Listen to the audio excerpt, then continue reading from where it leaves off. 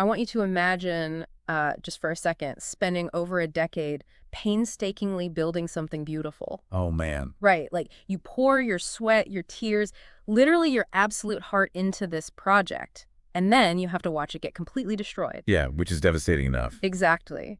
But now imagine that happening not just once, but 15 times. Wow, 15. Yeah.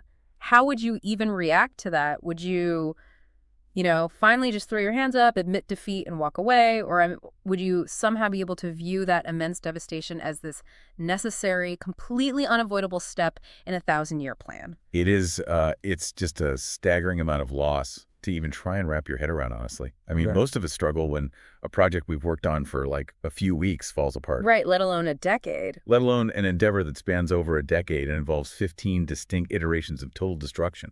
I mean, the psychological toll of that kind of repeated failure would absolutely break most people. Which is exactly what makes our focus for today's deep dive so incredibly compelling.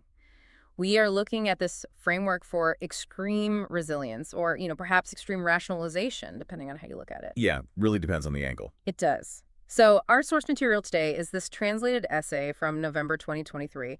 It's by an author named Su Feng, and the title of the piece is The Principles and Values Behind the Disappearance of Homes. I mean, that title alone signals that we're stepping into some pretty heavy philosophical territory here. Oh, yeah. It implies that the loss of a home isn't just a tragic random event, but something governed by underlying principles. Right. Like there's a cosmic rule book for it. And just to be clear on our mission today, for you listening, we are going to explore this highly specific philosophical framework for processing catastrophic failure. Very specific. The author outlines a worldview that basically weaves together ancient Eastern philosophy, observations of nature, and this very specific modern endeavor. And they use all of those elements to justify profound, repeated setbacks. Yeah. It's quite the synthesis. And we are looking at this from a strictly neutral perspective today. So we aren't taking sides, we aren't endorsing this worldview, and we certainly aren't getting into the political context surrounding it. We are simply acting as your guides to unpack the arguments presented and, understand how someone builds this remarkable psychological armor against despair. And the way this argument is constructed is just a fascinating study in rhetoric. I mean, Shui Feng doesn't start with the specific loss of these homes mentioned in the title. Right. He zooms way out first. Exactly. The foundation is laid by establishing this universal law of nature first. So the core premise is that spectacular transformation requires immense and often completely hidden pain. Yeah, the essay starts with that concept we've all probably heard some version of, right? Like 1 minute on stage, 10 years of hard work off stage. Yeah, the classic idiom. Shui Feng actually brings up Nobel Prize winners, pointing out that their annual moment of fame, standing at the podium, holding the medal, smiling for the cameras, that takes just a few minutes. Right.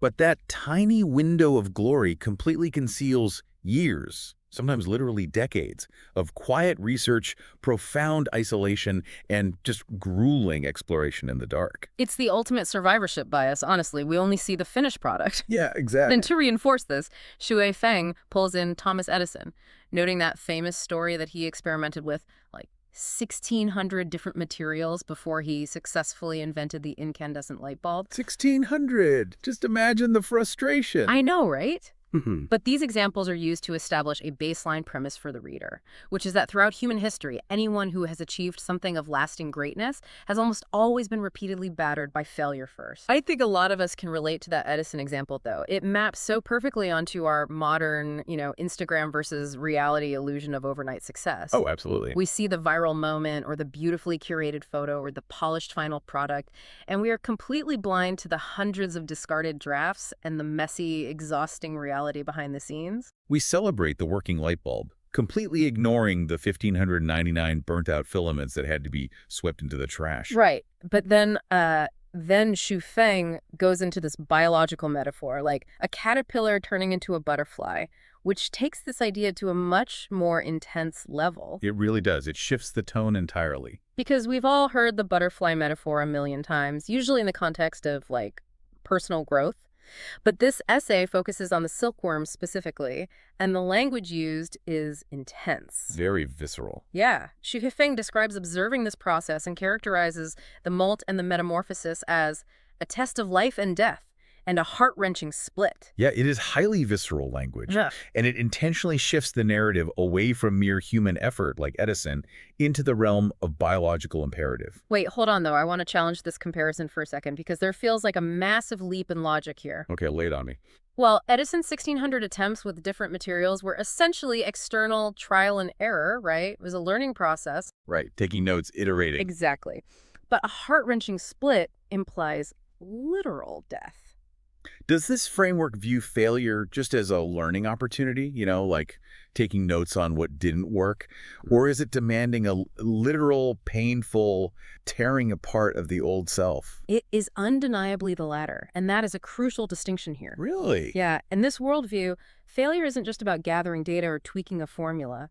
This destruction, this split, is viewed as an existential, completely unavoidable prerequisite for existence on a higher plane. Wow. If we look at the actual biology of a caterpillar entering a chrysalis, it doesn't just, sprout wings. It releases enzymes that literally digest its own body. It turns into soup. Exactly. Yeah. It turns into cellular soup before it can be rebuilt. So by using the phrase test of life and death, Xue Feng is setting the stage for a much deeper argument. True transformation isn't just difficult, it requires the painful, complete destruction of whatever came before. Man, that is a much heavier burden to place on someone than just telling them to, try again. Oh, for sure. It's essentially saying that if you aren't being torn apart, you aren't actually transforming. That is the core of the argument. And if we connect this biological necessity of pain to the broader picture Xue Feng is drawing, we see it mapped directly onto human history and philosophy. Right. If nature demands that kind of violent tearing apart for transformation to occur, the essay argues that human endeavors are subject to the exact same natural laws. Which brings us to how this philosophy applies to humanity on a macro scale. Because Xue Feng moves from biology right into historical precedent, pointing directly to the developmental histories of major world religions. Yeah, Judaism and Christianity are mentioned. Right, the essay notes they suffered numerous destructive setbacks in their early days, but the focus really narrows in on Buddhism in Chinese history. And Buddhism serves as a highly localized, historically resonant example here for the author. Xu Feng points out that Buddhism experienced 5 distinct periods of near extinction in Chinese history. 5 period. Yeah, and the essay even adds that if you consider recent suppressions, it has faced at least 6 massive destructive oppressions.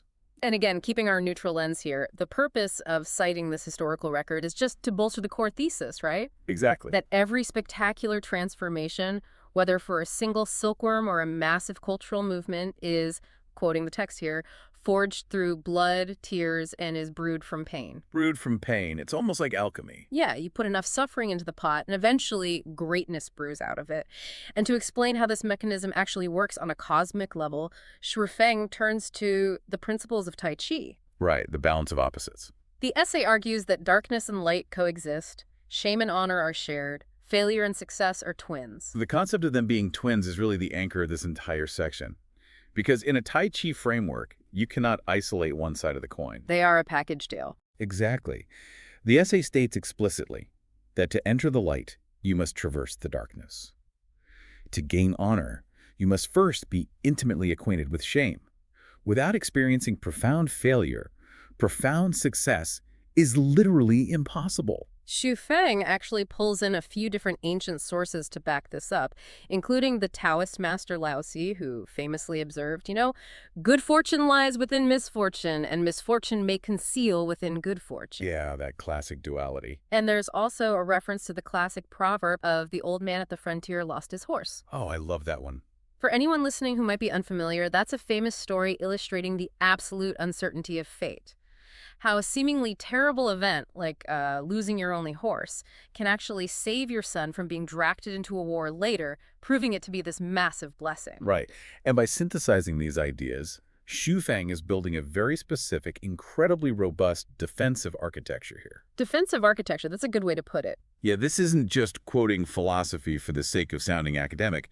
This is a systematic attempt to explain why terrible things happen to people who genuinely believe they are building something good. Which brings us to a really specific quote used from the Ming Dynasty text, Kai Zhen-tan. The essay quotes it as saying, "When heaven is about to inflict misfortune upon people, it first treats them with small blessings. When heaven is about to confer blessings upon people, it first admonishes them with slight misfortunes. Yeah, so the advice there is not to overly worry when misfortune arrives, but to consider if it's a test of your character. A test to see if you can endure the friction. But okay, stop right there, because there is a massive psychological trap here, isn't there? Oh, absolutely. I mean, I can totally see how it's a comforting thought for you, the listener, when things go wrong in your life. I, You get passed over for a promotion or a relationship ends, and you think, oh, this is just heaven testing me before giving me a massive blessing. right, it softens the blow. But couldn't that mindset lead someone to continuously seek out struggle? Or worse, encourage them to stay in terrible, toxic, or abusive situations just to prove they are worthy of some future imaginary reward? The psychological danger you were pointing out is very, very real. Romanticizing suffering can so easily lead to a victimhood complex, Huh. or, as you said, trap someone in a harmful cycle. Yeah, just constantly taking the punishment. However, if we look closely at how Xu Feng is deploying this philosophy, it is not a call to actively invite destruction. Okay. It is a tool designed to find retrospective meaning in devastation that has already occurred. The essay isn't suggesting that the group should go destroy their own work so heaven will bless them. Oh, I see. Yeah, they're standing in the middle of ruins they did not ask for, Mm-hmm. and they are using this ancient philosophical framework to survive the psychological weight of it. Okay, that is a critical distinction. It's a psychological survival mechanism for processing past trauma, not like a blueprint for masochism in the future. Exactly. And that leads us out of the abstract philosophy and directly into the very real, very dramatic dilemma that prompted Xue Feng to write this essay in the first place. This is where the theoretical rubber really meets the road. Yeah. The essay isn't just a thought experiment for Xue Feng. These ancient laws are being applied to a deeply personal, staggering reality. So let's talk about what actually happened. Yue Feng writes that 11 seasons have come and gone. And during this time, they and their community have built what they describe as 15 picturesque paradises. 15 of them. Right. They poured their sweat and toil into these physical spaces. We are talking about over a decade of continuous, backbreaking labor.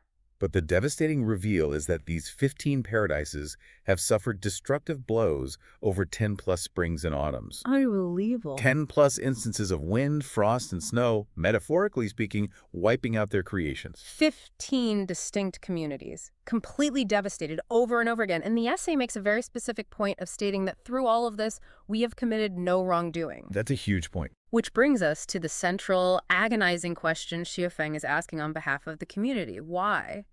Why, if they did nothing wrong, must they endure such relentless devastation?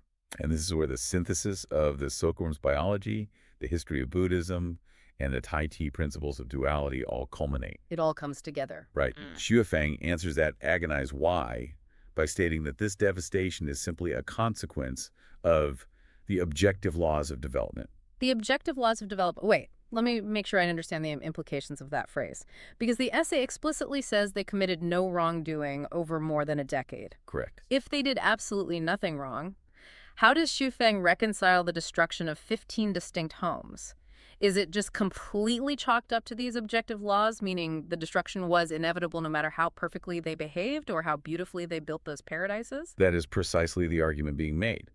Xue Feng is completely removing the concept of human punishment or karmic retribution from the equation here. In this framework, the destruction of the 15 paradises isn't punishment for bad behavior, nor is it a result of incompetence or poor planning.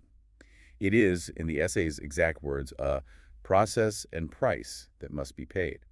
But a price for what exactly? Like, what could possibly cost 15 homes? The scale of what they're trying to achieve. To explain this, Xue Feng introduces a principle. Slower growth fosters deeper roots, a richer appearance, and longer longevity. Okay, I follow that. This is contrasted with things that are born suddenly, gone suddenly. Yeah. So if you want something to endure for a significant amount of time, its growth must proceed much more gradually, which inherently means it must survive more cycles of setback and hardship. So, slow to grow, long to last. The repeated destruction isn't a sign that they should give up. It's actually interpreted as evidence that they are building something permanent. It's a brilliant rhetorical shift, honestly. By stripping away the idea of fault or wrongdoing, Xue Feng transforms a narrative of victimization into a narrative of cosmic validation. Cosmic validation, wow. The massive scale of the destruction is required because the massive scale of their destiny demands it. Which brings us to the true scale of that destiny. Because just how big must a vision be to justify the immense, repeated destruction of 15 homes? We get some very specific terminology here that needs unpacking. Yeah, the essay finally reveals the horizon they're aiming for. Zhu Feng states that the intended lifespan of what they call the Lifechanyuan era is 1,000 years. 1,000 years. And for context, Lifechanyuan translates loosely to an era or garden of life, and Zen, it basically represents their ultimate utopian vision. 1,000 years. I mean, that's not a 5-year corporate strategy. That's an entire millennium. Suveng notes that this is a lengthy process, obviously, making it longer than the existence of any other single endeavor in human history. And because the timeline is so impossibly massive, the essay makes a truly astonishing claim to the followers. Who are referred to as Chinyuan celestials, right? Right. And by calling them celestials, it implies they are participating in a higher cosmic order, elevating them above mundane earthly concerns. And this is the claim that really made me sit back in my chair. Because the intended lifespan of this era is 1,000 years, Xue Feng claims that the setbacks and blows they have experienced so far, the utter destruction of 15 paradises over a decade, have not been enough. It's an incredibly audacious position. Yeah. The essay explicitly urges the Chanyuan Celestials to be psychologically prepared to accept more challenges and more hardships. Okay, let me offer an analogy to try and ground this extreme long-term thinking for a second. It's like building a skyscraper, right? Right. If you're just building a backyard shed, you don't need to dig deep. You just clear some grass, lay down a concrete slab, and you're done in a weekend. Suitable enough. But if you were building a skyscraper, a massive structure meant to endure storms and last for generations, you have to dig a massive, ugly, destructive hole in the ground first. You have to tear up the earth, hit bedrock, and endure months of noise and chaos before you ever start building up. That is a perfect visualization of the objective laws of development Xue Feng is invoking. The 15 destroyed paradises are simply the massive, ugly hole being dug for a 1,000-year foundation. But even with that analogy, hoping for, or at least psychologically preparing for, more challenges is a uniquely intense level of resilience. It really is. I have to wonder about the human element here. How does this ideology keep its followers motivated with the promise of more hardship? If my boss tells me, hey, great job surviving 15 consecutive disasters, get ready for disaster 16, I am updating my resume and walking out the door. Yeah, it is the ultimate test of leadership to keep people motivated through failure. But Xu Feng achieves this through a masterful rhetorical pivot. The argument is that enduring these hardships for over a decade is exactly what has proven the vitality and power of their community. How so? Well, the essay refers to the second home's innovative modes of living and production. This second home concept implies a radical break from mainstream society, a totally new way of organizing human life. Ah, so because it is so radically different, it naturally generates friction, and that friction proves they are onto something real. Exactly. And to illustrate this, Xu Feng uses a technological analogy that is incredibly effective. Okay. The essay states that if they hadn't faced these massive trials, it would mean their culture and their new mode of living were outdated and lifeless. They would be destined to disappear quickly, just like horse-drawn carriages did when automobiles arrived. Oh, wow. So the resistance they face is undeniable proof that they are the automobile. Exactly. They are the disruptive force. If the established world operates like a horse-drawn carriage, the sudden arrival of the automobile is going to cause a massive amount of friction, fear, and pushback from the establishment. Naturally. So Xu Feng is telling the Chanyuan Celestials that the destruction of their homes is not a sign of failure. It's validation. The resistance proves their innovation is real and powerful. Man, that is a masterful reframing of reality. It weaponizes the opposition, basically saying, if you're not getting pushback, you aren't actually changing the world. And to seal this motivation, the essay closes with a powerful, definitive promise. Xu Feng tells the fellow Chanyuan Celestials that despite the agony of the current difficulties, the future of the Lifechanyuan era is undoubtedly bright and glorious. It's guaranteed. The followers are assured with absolute certainty that their wishes will be fulfilled and their aspirations will come true. It's the ultimate payoff for the heart-wrenching split of the silkworm we talked about at the very beginning. The butterfly is guaranteed as long as you can survive the agonizing process of being torn apart inside the chrysalis.